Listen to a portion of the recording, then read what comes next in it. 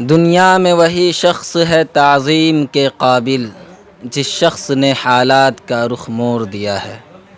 ناظرین، میں اسم رضا اور آپ دیکھ رہے ہیں اردو نیوز بہار۔ میں ابھی موجود ہوں گرام پنچایت برار میں مدرسہ امینیہ میں، اور آج ہم آپ کی ملاقات کراتے ہیں علماء تعاون کونسل کے صدر حضرت مولانا مفتی احمد صاحب سے، اور حضرت سے میں گزارش کروں گا، ریکویسٹ کروں گا کہ امیر شریعت کے متعلق اپنی رائے پیش کریں۔ بسم اللہ الرحمن الرحیم، نحمدہ و نصلی علی رسولہ الکریم، اما بعد۔ ابھی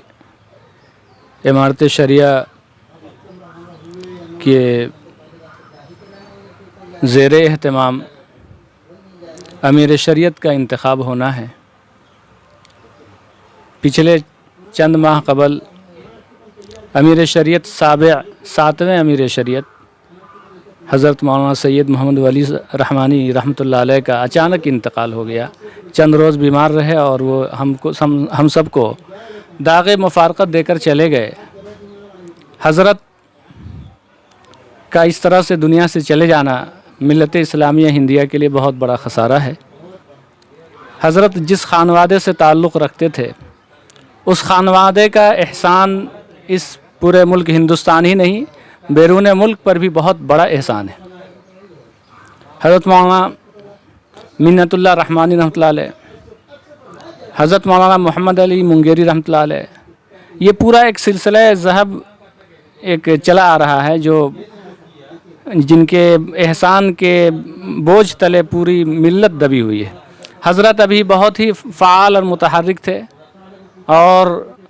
پورے ہندوستان کے مسلمانوں کی قیادت فرما رہے تھے، لیکن اچانک ہم لوگوں کے بیچ سے چلے گئے۔ اللہ تعالیٰ ان کے درجات کو بلند فرمائے، ان کی مغفرت فرمائے۔ اب ان کے جانے کے بعد جو ایک خلا بیچ میں پیدا ہو گیا ہے، اس خلا کو پر تو نہیں کیا جا سکتا، لیکن بہرحال کام کرنا ہے اور کام کرتے کرتے مرنا ہے۔ ابھی 10 اکتوبر کو امیر شریعت کے انتخاب کا اعلان سامنے آیا ہے۔ اس سے پہلے کئی مہینے سے بہت ساری باتیں سننے کو آئیں، بہت کچھ اس میں نشیب و فراز بھی دیکھنے کو ملے۔ ایسا محسوس ہو رہا تھا کہ امارت شریعہ کا وجود خطرے میں، لیکن پھر کچھ دنوں سے خاموشی چھائی ہوئی ہے، اور اب اچانک یہ اعلان آیا ہے کہ 10 اکتوبر کو پٹنہ کے اندر اس کا انتخاب ہونا ہے، 7ویں امیر شریعت کا، 8ویں امیر شریعت کا۔ اب اس تعلق سے میں برادران ملت اسلامیہ، ارباب حل و عقد اور اراکین مجلس شورا امارت شریعہ بہار، اڑیسہ و جھارکھنڈ سے میں گزارش کرتا ہوں کہ آپ ایک ذمہ دار عہدے پر ہیں، اور بہت بڑی ذمہ داری آپ حضرات کے کندھے پر ہے کہ آپ جس عہدے کے لیے جس شخصیت کا انتخاب کرنے جا رہے ہیں، آپ کو بہت ہی امانت اور دیانت کے ساتھ، بہت ہی ذمہ داری کے ساتھ اس کا انتخاب کرنا ہے۔ اس میں کوئی جانبداری نہ ہو، اس میں کسی طرف سے کوئی جھکاؤ نہ ہو، اس میں اپنے مفاد کا کوئی تعلق نہ ہو، کوئی دخل نہ ہو۔ صرف اللہ کو خوش کرنے کے لیے جو اس عہدے کا اہل ہے، جو اس منصب کا اہل ہے، اس کا انتخاب کیا جائے، تاکہ اس امت کی صحیح رہبری ہو سکے۔ چونکہ دستور کے اندر امارت شریعہ کا جو دستور ہے، امیر شریعت نے مولانا ابو المحاسن سجاد صاحب رحمۃ اللہ علیہ نے جو دستور اس کا طے کیا ہے، اس کے اندر کسی غیر عالم کا امیر شریعت کے منصب پر انتخاب یہ دستور کے مطابق نہیں ہوتا ہے۔ میں نے جیسے کہ پہلے ہی عرض کیا کہ خانوادہ رحمانی کا احسان پوری امت کے اوپر ہے، لیکن ہم دستور کے تحت کام کریں گے،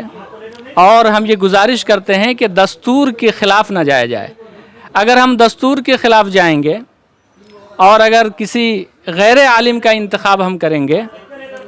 تو پھر اس امارت شریعہ جو کہ ملت اسلامیہ کا ایک بہت بڑا قابل فخر سرمایہ ہے، یہ سرمایہ متزلزل ہو جائے گا اور اس کے بکھر جانے کا خطرہ ہے۔ کئی جگہ کے علماء نے، قضات نے، کئی جگہ کے ذمہ داران نے باضابطہ یہ اعلان کیا ہے کہ اگر کسی غیر عالم کا انتخاب ہوتا ہے تو ہم اس سے الگ ہو جائیں گے۔ یہ ہمارے اکابر کے 100 سال کا جمع کیا ہوا سرمایہ ہے، ان کی پونجی ہے۔ ہر مصیبت کی گھڑی، ہر مسائل میں یہ امارت شریعہ امت کی رہبری کی ہے، امت کی رہنمائی کی ہے۔ سیلاب کا موقع ہو یا کسی اور وبائی امراض کا موقع ہو یا کوئی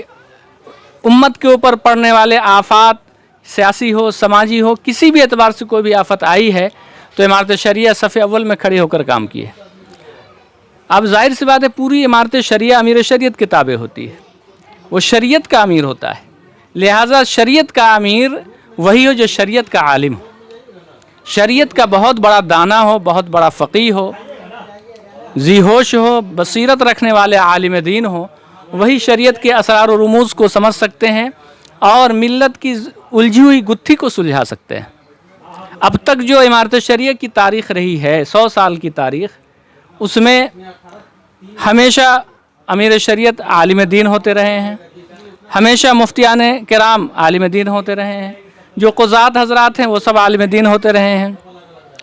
اور اب یہ جو مرحلہ ہے انتخاب کا، تو سابقہ روایات کو اور دستور کو سامنے رکھتے ہوئے امیر شریعت کا انتخاب کیا جائے تاکہ امارت کا اعتماد و وقار بحال رہے، ورنہ امارت کا اعتماد و وقار مجروح ہو جائے گا، لوگوں کا اعتماد اس کے اوپر سے ہٹ جائے گا اور ہمارے اکابر کا جو یہ ایک سنہرا سا تاج محل ہے، وہ تاج محل وہ منہدم ہونے کا خطرہ ہے۔ اس لیے ہم اپنے ارباب حل و عقد اور تمام اراکین مجلس شورا امارت شریعہ سے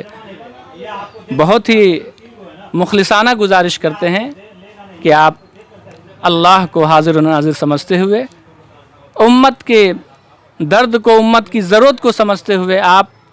امارت کے اصول اور امارت کے دستور کے مطابق امیر شریعت کا انتخاب کریں تاکہ امارت کا وقار اور اس کا اعتماد باقی رہ سکے۔ دوسری بات یہ ہے کہ جو عہدہ ہے، منصب ہے امارت کا، امیر شریعت کا جو منصب ہے، یہ کوئی دنیا کے دیگر مناصب کی طرح نہیں ہے کہ اس کے لیے کمپین چلائی جائے، اس کے لیے کوششیں کی جائیں، اس کے لیے لوگوں کی ذہن سازی کی جائے۔ یہ ایسا کبھی نہیں ہوا ہے، ایسا کبھی نہیں ہوا ہے۔ حدیث شریف میں ہے کہ اگر کوئی کسی امارت کا، کسی عہدے کا اگر وہ طلبگار ہوتا ہے تو اللہ کی رحمت اس سے اڑ جاتی ہے۔ اس لیے ہمارے اکابر ہمیشہ عہدے سے بھاگتے رہے، بڑے بڑے اکابر، امام اعظم رحمۃ اللہ علیہ کو کوڑے لگائے گئے، امام احمد بن حنبل رحمۃ اللہ علیہ کو جیل کے سلاخوں کے پیچھے دھکیلا گیا، اور بھی جو ہمارا اکابر ہے وہ عہدے سے انکار کرنے کی وجہ سے، اور یہی وجہ ہے کہ ان کے اوپر اللہ کی خاص رحمتیں نازل ہوتی رہیں۔ امارت شریعہ کے جتنے امیر آئے ہیں ان سب نے عہدے سے انکار کیا ہے، ان کے اوپر امت نے یہ ذمہ داری سونپی ہے، نہ یہ کہ کسی نے اپنی طرف سے جو ہے اس عہدے کے حصول کی کوشش کی ہے۔ اس لیے کہ جب کسی عہدے کی کوشش کی جاتی ہے اپنی طرف سے تو اللہ کی رحمت اس سے ہٹ جاتی ہے، اللہ کا تعاون، اللہ کی مدد اس سے الگ ہو جاتی ہے۔ اس لیے امارت شریعہ کے امیر شریعت کے لیے اگر کوئی نام، اگر سنجیدہ نام سامنے آوے جن کے اندر عہدے کی طلب نہ ہو، جن کے اندر اور یہ اس عہدے کے لیے آگے عہدے کے حصول کے لیے آگے بڑھ کر اس کو جو ہے حاصل کرنے کی کوشش نہ ہو، جو بالکل بے لوث ہو، مخلص ہوں، اور جو اس عہدے سے انکار کر رہے ہوں، ایسے عالم دین کا انتخاب کیا جائے۔ یہی میرا کہنا ہے اس سلسلے میں۔ السلام علیکم ورحمۃ اللہ وبرکاتہ۔ جزاک اللہ۔ تو آپ تھے صدر آل انڈیا علماء تعاون کونسل کے صدر مولانا مفتی محمد احمد صاحب، مقام و پوسٹ بیلا، جو امیر شریعت کے انتخاب کے متعلق اپنی رائے پیش کر رہے تھے اور اپنے دلی خواہش کا اظہار کر رہے تھے کہ یہ عہدہ بامعتبر ہے اور اس عہدے پہ ایسے لوگوں کو منتخب کیا جائے جو عالم ہوں، پڑھے لکھے ہوں، جن سے جو ہے قوم و ملت کی خدمت لی جائے۔ آپ دیکھ رہے ہیں اردو نیوز بہار۔